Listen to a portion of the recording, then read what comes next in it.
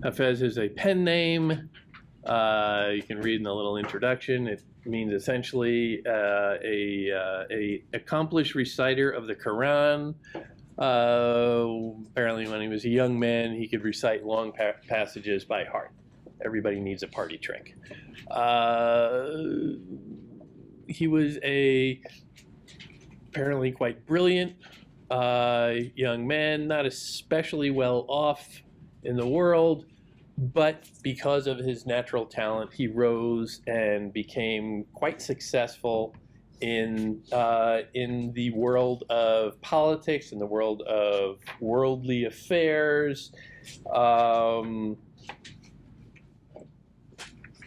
particularly in his home city of Shiraz, which itself was a very prominent cultural center within like southwest Persia, which is modern day Iran. He was a Shiite Muslim, but as you can see when you go through it, the conventions of the religious practice are being called into question a little bit.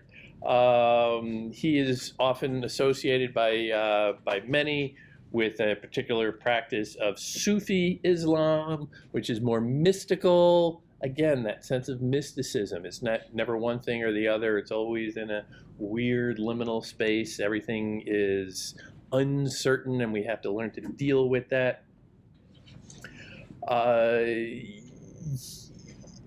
He is almost universally regarded as Persia's greatest poet.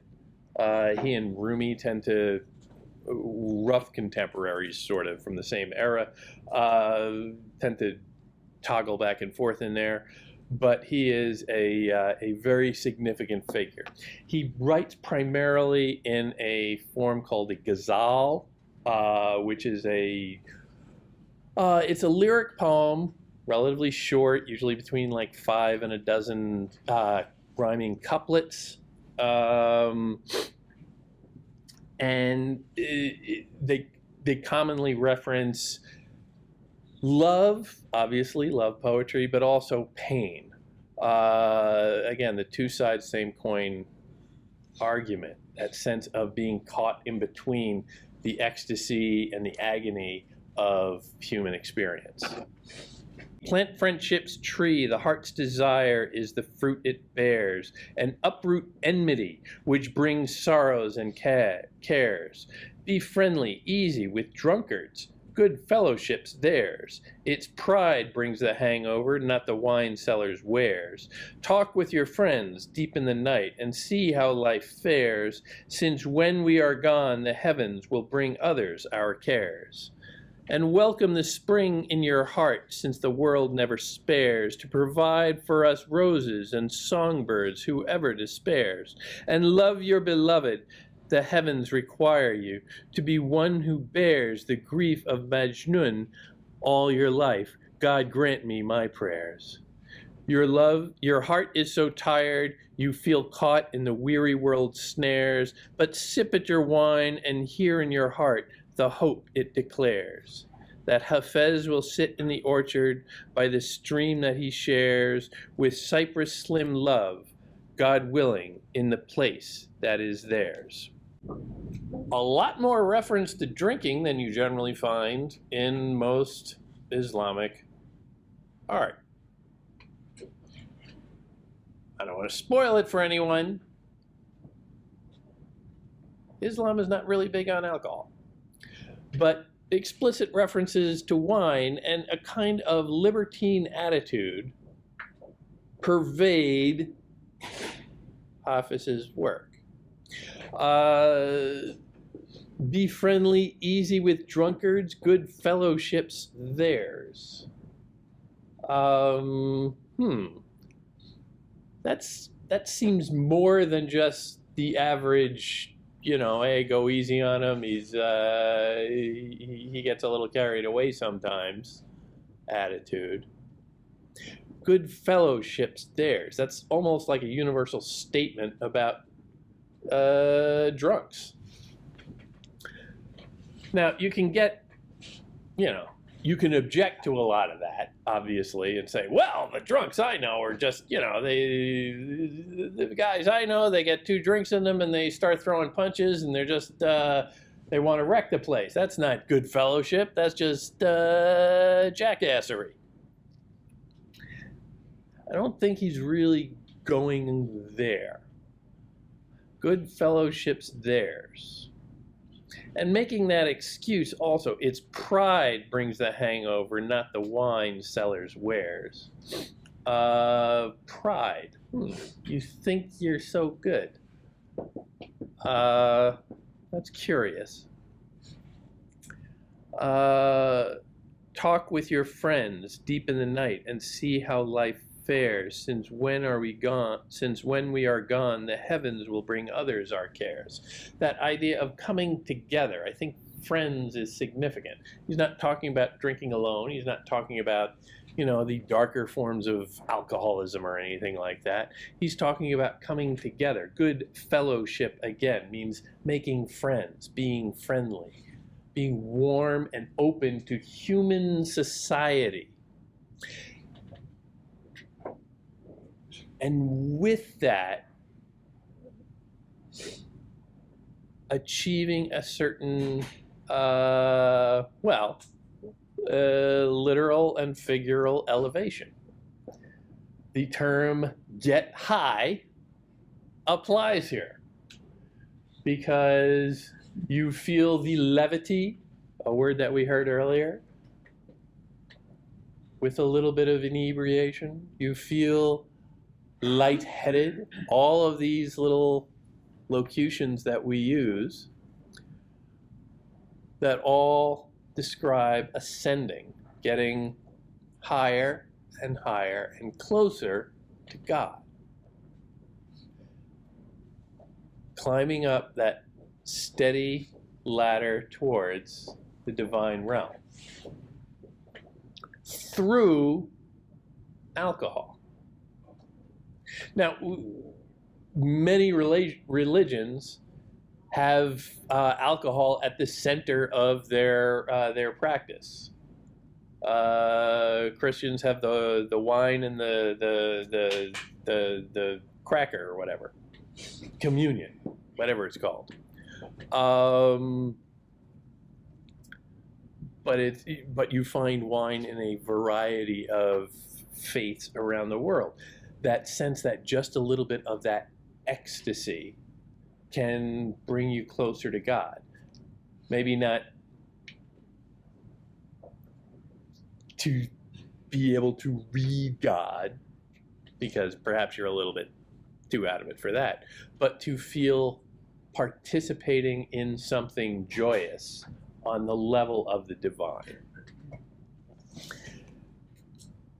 And that curious back and forth between the talk of the drinking and the good fellowship and all of that earthy humor, that social aspect of his personality that we see shining through here, the personality of the narrator, not necessarily Hafez, but that is counterbalanced by specific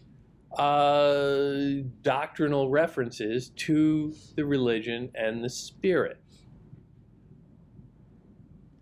God grant me your prayers. The final couplet, with his cypress slim love, God willing, is the place in the place that is theirs. These explicit call outs to God in what is a celebration of human bonding, human friendship. Yes, alcohol to a degree, but that earthy, social, animal nature of humanity matched against the divine nature. Always there. Thanks be to God. Thanks be to God, now that the wine shop door is open, since it's there I'm heading for. The jars are groaning with fermented wine, with wine that's real and not a metaphor. that brings us drunkenness and pride and pleasure, while we bring weakness, need, and not much more. The secret I've not told and won't to others, I'll tell my friend, of him I can be sure. It's not a short tale, it describes the twists in my beloved's hair, the lover's lore, Majnun's grief, Layla's curls, Aya's foot, that royal Mahmud's faith bowed down before, and like a hawk I've sealed my eyes to all the world to glimpse the face that I adore. Whoever strays within your street, it is your eyebrows' curve that he will pray before. O friends, to know the fire in Hafez's heart, ask candles what they're burning, melting for. Another great celebration of what it means to be human. I love the descriptive physical language being used here. The jars are groaning with fermented wine. You get a real sense of the heft of these simple inanimate objects, jars on a shelf. But they have a physicality, a reality to it. And contrast that with that next line of the couplet, with wine that's real and not a metaphor. We're not dealing with the abstract, we're dealing with what is real. Something that is solid, something that is physical, something that is of this world, of the human world. But within that, there is always the shadow of divinity.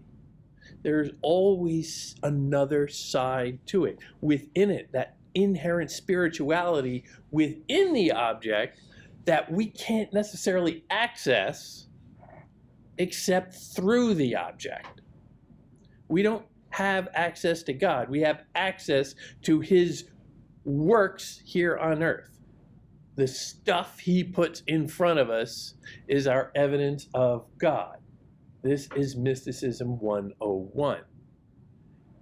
And also these same names, these same literary references, Majna, Lali, Ayez, Mahmud, all of these figures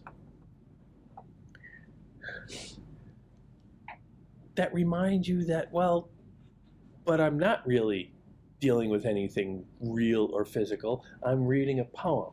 And that is all naturally abstract. And by being reminded that I'm reading a poem, I'm reminded to not look at everything like they are simple, physical, limited entities, but that are imbued with something else, something within it. Because I'm not supposed to read this realistically, I'm supposed to read this poetically, artistically, metaphorically. There's always something within that I have to be aware of, sensitive to, and obligated to bring out.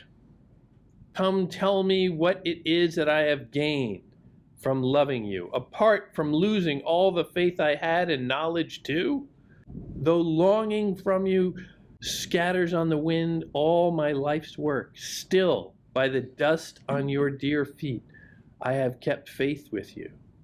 And even though I'm just a tiny mote in love's great kingdom, I'm one now with the sun before your face in loving you. Bring wine!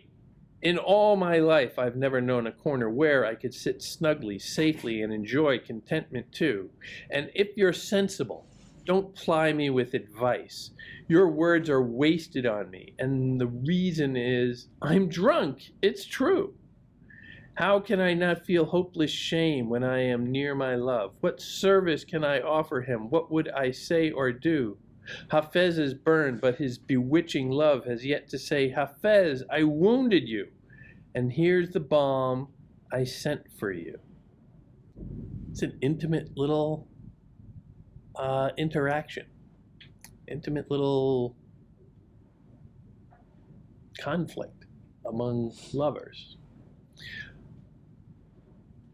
Even though I'm just a tiny mote in love's great kingdom. Love personified again here. Love's great kingdom. Love is perhaps a monarch over a great kingdom. And you are just one tiny mote, a speck of dust within this broader universe, which is the experience of the Middle Ages. The idea of being overwhelmed, of being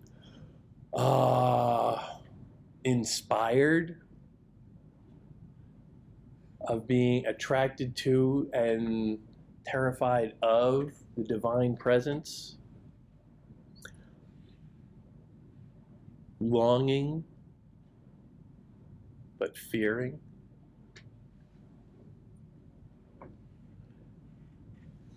Sometimes the only thing you can do in the face of that is to perhaps get a little drunk.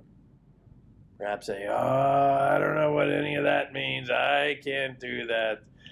Who am I to figure out the mind of God? I'm just a speck of dust.